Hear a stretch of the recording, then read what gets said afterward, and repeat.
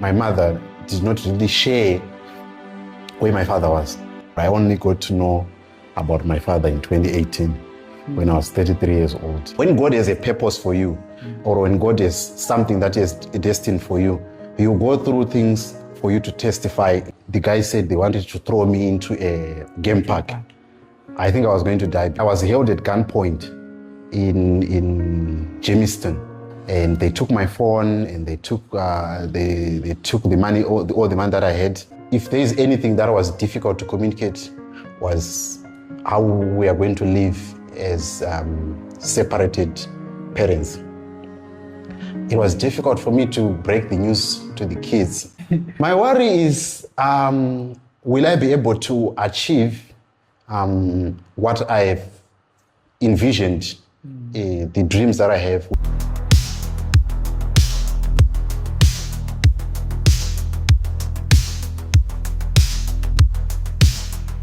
Yellow Wisdom and Purpose family, thank you so much for wisdoming and purposing with us. ImeTheFinest here. Joining me is a guest with a story that I was like, what? Is it true? So joining me on this episode is Canaan Jethro Rusike or Mutero. Which one is which? Let's start off with that one. Mutero or Rusike? Mutero is my actual surname, but Rusike is the name that is on my national ID because that's my mother's surname. Oh, okay. Yeah, so I grew up from my mother's side, Kwanasekuru, so I had to adopt surname Yanasekuru. I only got to know about my father in 2018 when I was 33 years old. It's like, that's my actual surname, Mutero. Do you mind sharing the impact it has when you was growing up? Because most of people growing up without parents, both parents, is traumatic. You go through a lot and with so much trauma associated with it. Can you share your experience on that? I don't think it's a very painful experience in the sense that whenever you're growing up, kids are very innocent in asking these questions. And when you don't have answers to tell them, because people will ask you, where's your father? And you don't know. And sometimes, like in my case, my mother did not really share where my father was. So I would have to speculate based on some of the stories that she would tell us, driver, something like that. So it was a traumatic experience because every time you have to come up with a story when somebody asks you, who is your father? And kids being kids, because if a kid is coming from a both parent setup, they'll ask, so who is your father? And then you have to come up with a story every time when that gets asked. Even the teachers will ask, who is your father? So it's a very painful experience. However, I want to commend my mother in terms of taking care of us. She did a perfect job even when I was at school. I think we were actually the first to have our school fees paid off. Like, you were covered. Shout out to mama. Yeah, so shout out to my mother. She did a perfect job. That also was like something that I would fall back to say when people ask me about my father. I'll say, you are asking me about your father, but your school fees is not paid up. So that's how I would get back to them. But I don't think it's a good experience for kids to be constantly asking, where is the father? To be asked, where is the father? And the sad thing is, in primary school, primary school kids are always primary school kids, man. Some of the people, they make fun of those situations. Yes. And that experience, Yeah, all right. So growing up, have you ever thought you would become the person you are today? Accomplishing what you have and the more that is to come. Have you ever thought you would become the person you are today? And if so, what is your earliest childhood memory that you think has defined the person you are today? I would say, to somewhat, I can say I am fulfilled in what I am today, being a journalist. Growing up from primary school, I was an eloquent Shona reader. So I used to follow the news. Yeah. So, you know, when you hear, Austin Firi, you know, exactly. back then, right? So, when I would read the news and when I would read the books, especially Pachkoro, like people would be so fascinated, you know, like I was like I could immerse myself in the book in such a way that when somebody's listening to the book, so I knew that one day I was going to be a journalist, but I wanted to be a radio DJ, like a radio Zimbabwe stereka. I would listen to the likes of what's the name, Eric Knight, Brenda Moyo back then. Mabika was there. Charles Mabika, yeah, like when I was now watching soccer, and then the likes of the one that I'm now working with, Sylvester Tan. There was a program that he used to do on Radio Zimbabwe. So I can say, working with Sylvester Tan, to me, it's a dream come true. And also the other person that like meeting my childhood idols and working with them is one of the things that makes me feel fulfilled. Of course, I would expect to have, you know, had some strides in my career, but, you know, I can say I'm happy with what I am, but I still want to achieve more. Yes. Yeah. All right, let's talk about your early role models in terms of radio. Who were they, except Sylvester in the ones you mentioned? Like my biggest radio person that I can say Eric Knight. Eric Knight was my like Tangon's general Papa radio. He used to be called the general, the commander, something like that. So Eric Knight was my biggest role model, but I also liked Simon Pashomanube. Oh yeah. Simon Pashomanube was because there was a program on Radio 2, Radio Zimbabwe, which was called Amazwe Omhlaba. So, so he would mention the names of the countries, and that show was like, I used to listen. It was 10-minute program. So what you would do, you would do it in Shona and do it in Debele. Now you are a journalist. What's the feeling you have? I feel like I haven't achieved, like, somehow I feel I haven't achieved what I envisioned myself to have done. Because when I look at you, like, by the way, I really like the way how you put up questions. Coming from a position in which I was a journalist, Angasina, who was not trained to become a journalist that is now trained. There were some things that I'm still struggling with, especially asking questions.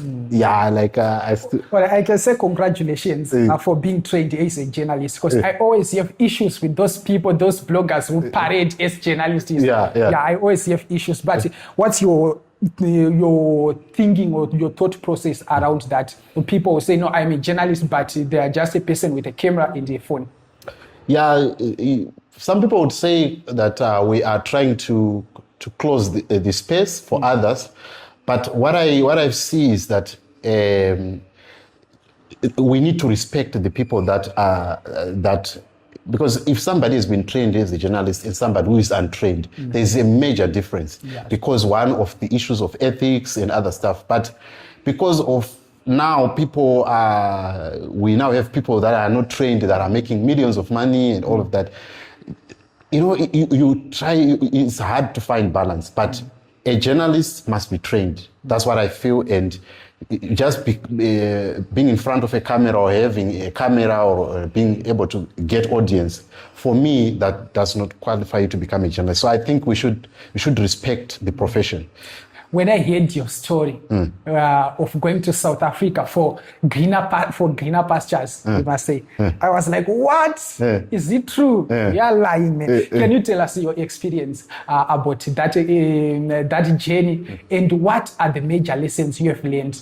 Also, my certificates and the IDs. The certificates and the IDs, I never found them, but I had to go to Zimsec, and then and the IDs, I had to get them back. But it was a painful experience, and I think if I had I don't know. It's they say this word oxymoronic. Yes.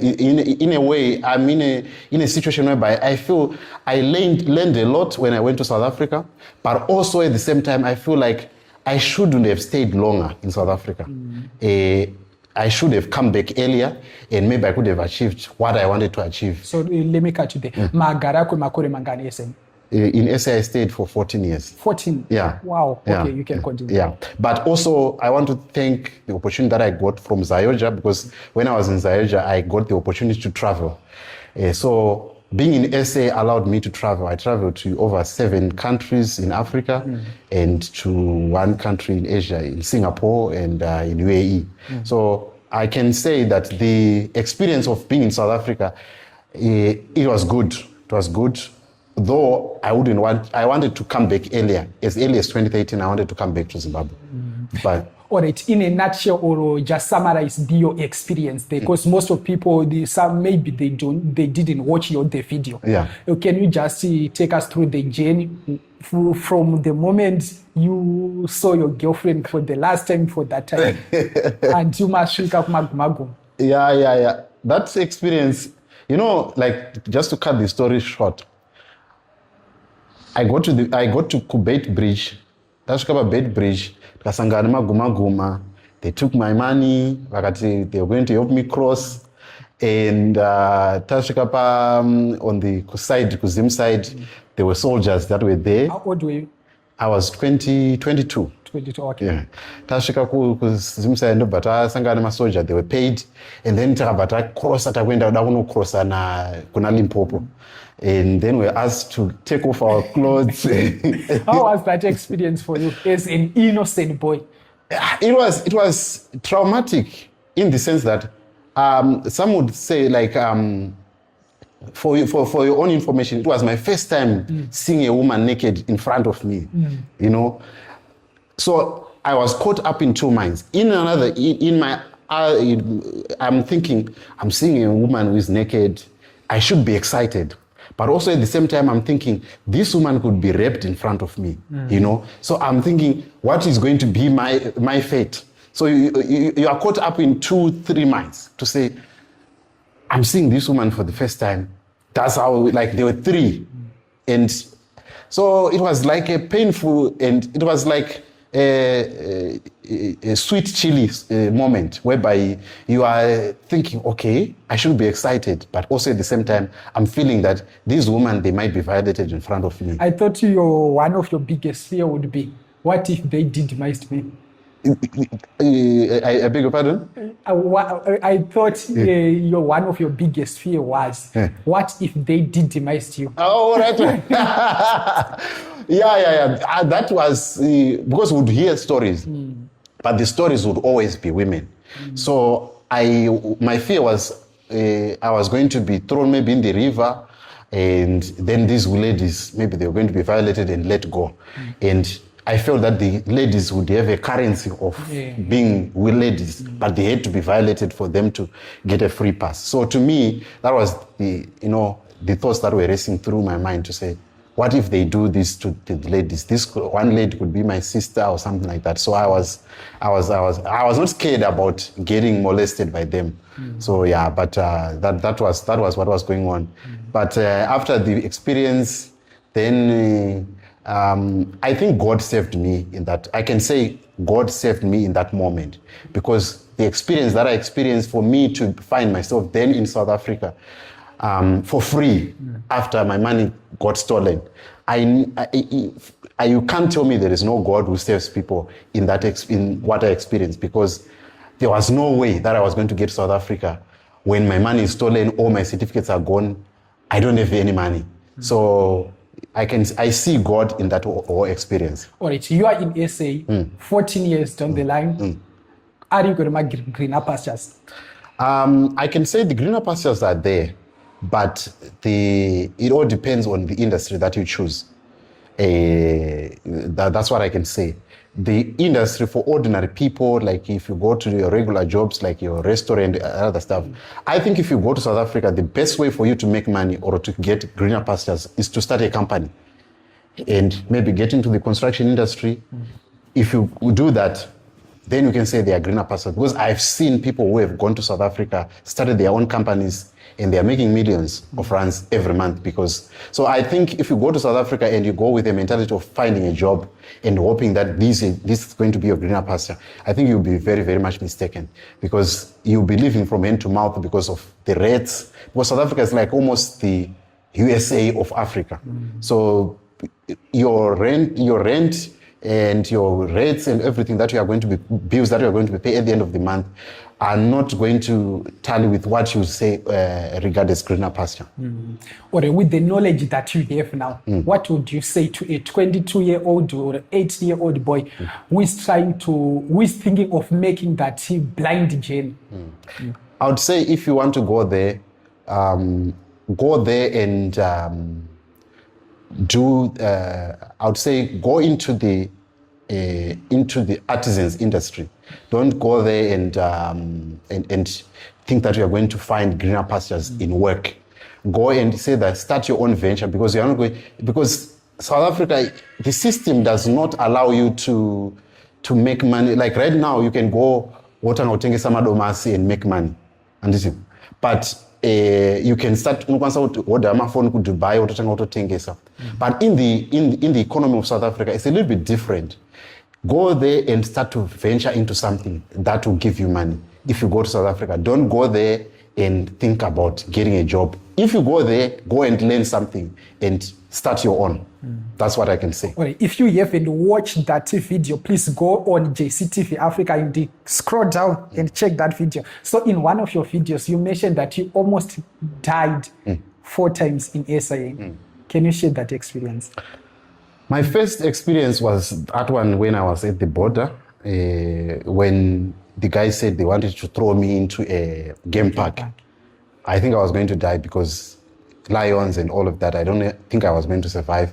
Then the second time, I was held at gunpoint in Jamestown, and they took I was doing like what they are doing here in Drive, and they took my phone and they took the money, all the money that I had, and then the third time when I was attacked by metered taxis, these guys, when Uber and Bolt came to South Africa, the guys in the industry who were already in the vaita taxi, vakanga vasingadi this company, so they started persecuting my drivers, Uber ne Bolt.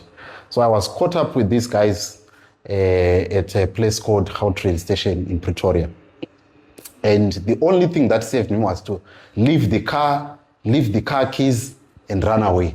Because these guys were taxi, some of them, they are fat bellies and all of that. So then I had to run away. And that was the third experience. And the other experience was when I was involved in an accident. And I was ndakakutwa by a whisker in my head. Ndakazorwa motor yakandorwa, like it was an intersection, and then the car hit me from the side, but yakandikuta just by a whisker, and I was lucky not to be paralyzed. I was lucky not to get seriously injured. I was only ndakangorwa nepanapa. I had a muscle tear here on my ribs, but otherwise those were the 4 experiences that I had. Does those experiences changed your perspective on faith, on religion, on God, and in what way? Actually, those experiences told me that, I don't know, like the way how I feel like I'm a main actor in my own movie. So I just feel like the main actor is not supposed to die. But I felt that when God has a purpose for you, or when God has something that is destined for you, you go through things for you to testify in later. So those experiences, they actually taught me that when I even prayed to say, God, save me in this situation, it happened. I was saved in every situation, because there were situations that I could feel that, but God saved me. So if there's anything, I can actually see God in all these instances that I faced in South Africa, or the near-death experiences. All right, let's talk about divorce. What are the major things you have learned from your experience from divorce? I think what I can say is, maybe I've got one word that I can give to a young man. Tanadza unosvikira. Don't. There's nothing wrong in being ambitious, but don't date a woman that is what can I say, way above your tax bracket, because you want to maybe to believe in yourself or something like that. There is nothing wrong in being adventurous or being ambitious, but I think it is very, very important for you to date someone that you, or marry someone warukuziva kuti munowiri iyewo, one, you can afford them, or you can afford to take care of their needs. So these are the things that I can say, or these are some of the things that culminated to the breakup of my marriage, because I was, thinking that things will sort themselves out. I'll eventually get a good break, and then I'll be able to. Don't risk. Start small, grow, or find someone that understands what you are trying to do, and grow with them. And there must be somebody that is willing to wait and grow with you. So these are some of the things that I've learned in my divorce. When you was going through your divorce, did you communicate with your kids? No son, no daughter. This is what is happening, and I'm taking this decision. We are going to live this way. That was the most difficult part of my divorce, because I have so much. I only have 2 daughters, actually. I have so much bond with my kids, my girls. Shekuti, if there is anything that was difficult to communicate, was how we are going to live as separated parents. It was difficult for me to break the news to the kids, but they could see that Dad is no longer here. I remember the other day, my kids asking me that, so why did you not with Mama and all of that? And how do I communicate? They are still young. They are still young, but I had to communicate with them that, guys, Mama and Dad are no longer together. But it was painful, because the way how I had so much bond, especially the younger one, I think it was difficult for her to process. The older one, I think she could sense that this is what was going to happen, but the younger one, I think it was difficult for her to process that Dad is no longer around, because bond yatatinayo from birth, it was too much. And up to now, I find it difficult to, when I meet them, I also feel that, no man. They are still young. Yeah, they are still young. How old are they? The other one is turning 9. The other one is turning 12 this year. I think they are old enough to grasp the whole concept. Yeah. Because probably now they might be wondering, this is what happened. And vanenge vakuita dati nonzi vanenge vakuudzwa that pain yakanzikwa nababa pekutanga, so it will be like a generational thing. Yes. So I think the best way to you is closure first, then the rest will follow. It times use after closure. All right, how is the co-parenting going so far? Because I've noticed that a lot of women, they tend to discourage the fathers from seeing their kids after divorce. How is it going to your side? I wouldn't want to go into those details, but I can say it's going fine. Of course, me being a busy person, sometimes I might not even get time to see the kids, but so far so good. Well, as a journalist, what's your thought, or what do you think can be done to those situations where a father is denied access to their children after divorce? The law is not on our side, and My question is always, why do we apply the Roman Dutch law when it comes to the the custody of kids? In our African tradition, the setup was already there of how kids were going to be, I don't know how to be handled. When somebody gets divorced, vana vaingodzoka kumuridzi wevana, and then mombe yainobhadharwa yekuti takutora vana. So why are we allowing are we allowing our Zimbabwean law to apply the Roman Dutch law system, which is the Western system, when it comes to kids? I really think that kids, they really need their fathers the most, more than they need their mothers.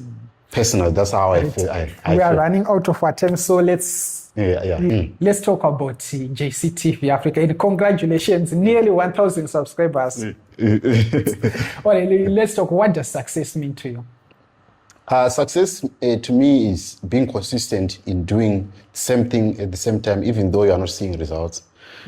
So I think that if you continue, like consistency, if you continue doing something, even if, as long as you know you have set up a goal that I want to achieve A, B, C, D, and then to me, if you keep on doing that thing, you keep on repeating it, even if you are not seeing results, and seeing that baby grow, I think to me that's success. So me on JCTV, I started when I had 10 subscribers, but I kept on pushing and I kept on doing the same thing at the same time until I got to achieve success. So for me, success is being able to start something, see it grow, being consistent, even if it doesn't make sense. But as long as you have envisioned in your mind that this is what I want to achieve, and I'm going to put my my all in all to make sure that it succeeds. So to me, that's the story of JCTV.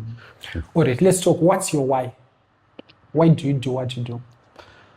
My worry, my biggest worry. Why? Why? What's your why? My why? WHY. Well, my why, all right, okay. My why is I want to, personally, like, if you talk about why JCTV exists or why I keep on doing what I'm doing. Yeah, everything. Just put everything in. All right, okay. I want to answer the question that the world, because the motto or my tagline on JCTV is, we change the world through media. I want us to be able to change the world because media is a powerful tool, and I believe that occupying that space should be able to change one life at a time. Whether it is 20 people or 30 people, I think that is the goal of this war. I don't know if I've answered your question. All right, you was answering your worry. What's your worry? My worry is, will I be able to achieve what I've envisioned, the dreams that I have? Will I be able to achieve them? Do I have enough time to do that? That's my worry. So I'm racing against time. The Bible says, redeeming the time, for the days are evil. So I'm always worried about, will I be able to achieve everything that I want? Will I be able to empty myself before I leave this earth? That is my worry. So I want to make sure that I empty myself to the world before I depart. I think it's everyone's worry. Am I good enough? Am I doing enough? Yes. Will I able to achieve this? All right, what's your secret when it comes to content creation? Content creation is continuous learning. You must continue learning, to keep on learning, and don't be scared to try new things. Learn from the best, and also, All right, if you are to start over again, how long do you think it will take you to get 90,000 subscribers? If you are to start today, there is no longer JCTV Africa. Yeah. You are now starting off again. I think I'm now more equipped. I think it will take me less than a year. I think it will take me less than a year with the experience that I have. What do you do differently? What I'll do differently is I'll invest more time in doing new things than to just follow what everyone else is doing. Let's say people are doing skits. I do whatever. I think I will apply what is called the blue cow effect. Mr. Beast talks about that, the blue cow effect. I want to do something that if somebody is passing by or they are watching, they are checking, they should be able to notice what I'm doing. So I think I would apply the blue cow effect to my content. And I know that I would achieve bigger things in a short space of time if I would start all over again. Do you think there's unity among Zimbabwean content creators? I think Yes, of me, there are maybe only a few. I think the Zimbabwe is a polarized nation in the sense that sorry to maybe digress a bit to say our political differences in Zimbabwe has made us, we have got maybe three groups. There's one that is politically motivated in the opposition, and then there's one that is politically motivated in the ruling party, and then there is the indifferent side or the non-aligned side. So we have the two warring side, the opposition and the ZANU-PF or the ruling party side, has created this kind of setup whereby people sort of like factions. People are not really united in general. So it's not a surprise that I would see content creators not uniting, because in most things we are not really united. Go overseas, you see that diaspora community is not that really united.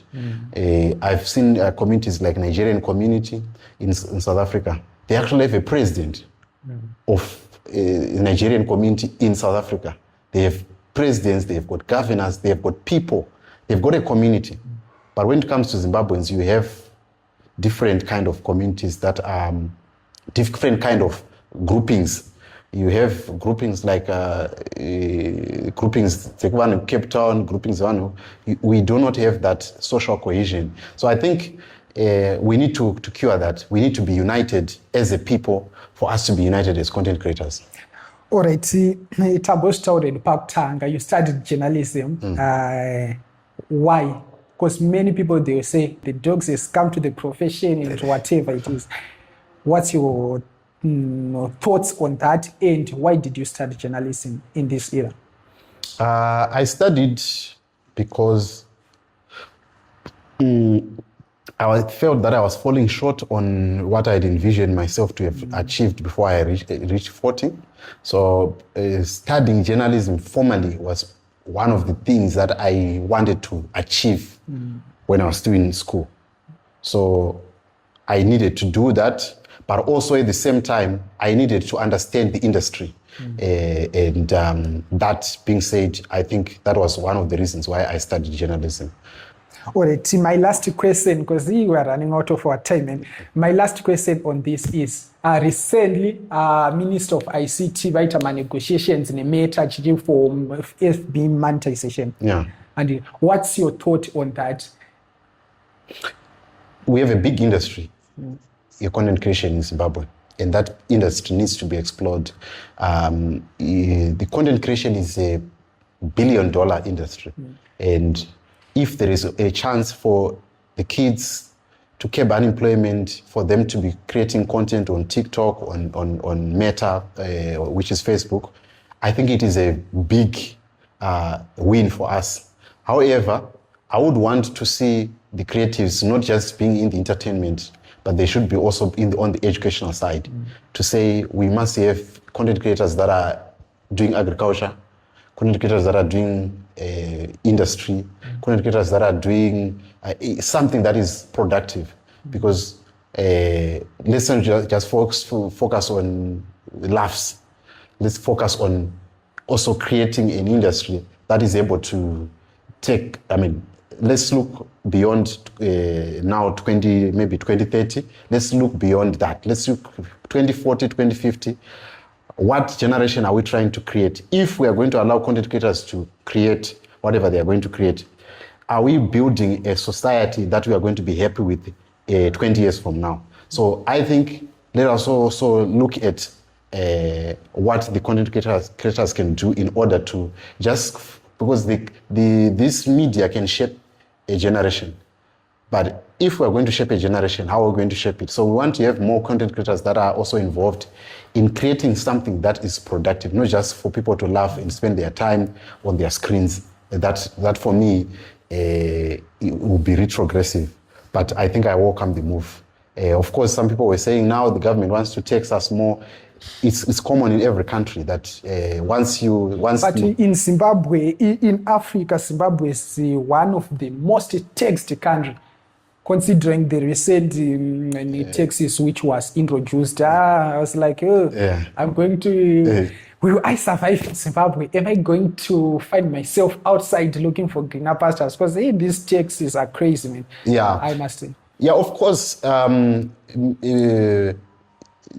That is a fact that we've got almost 51 taxes in Zimbabwe, which is I would pray the Zimbabwean government to not just look at what we are going to give them, but let them allow the industry to grow before they can start to tax us. Also, my concern is they must be accountable in the way they handled the taxes, because my taxes are bad. Where is the money? Nowhere to be found. Yeah. So that's my worry. And I was like, okay, these taxes, we are going to pay these taxes, and those the guys vachangoita zvavanoita and cycle yachinongoramba ichingodaro, and I was like, it's a bad move. But anyway, thank you so much for coming.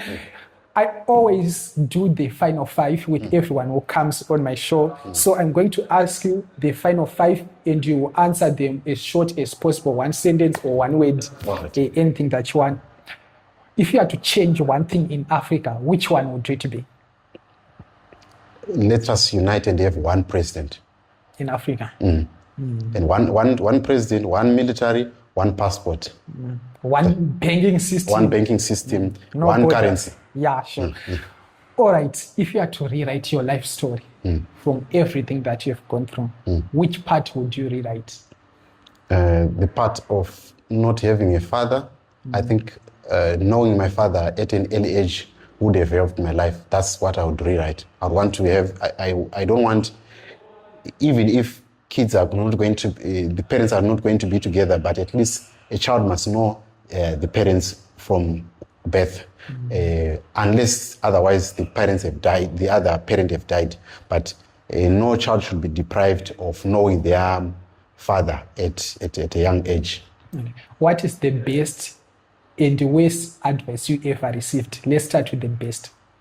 The best advice that I've received is that I need to man up and be a man, and stop having excuses. Because if you have excuses, you have a way of being lazy. Because if you have got excuses, time is going and the excuses are not good.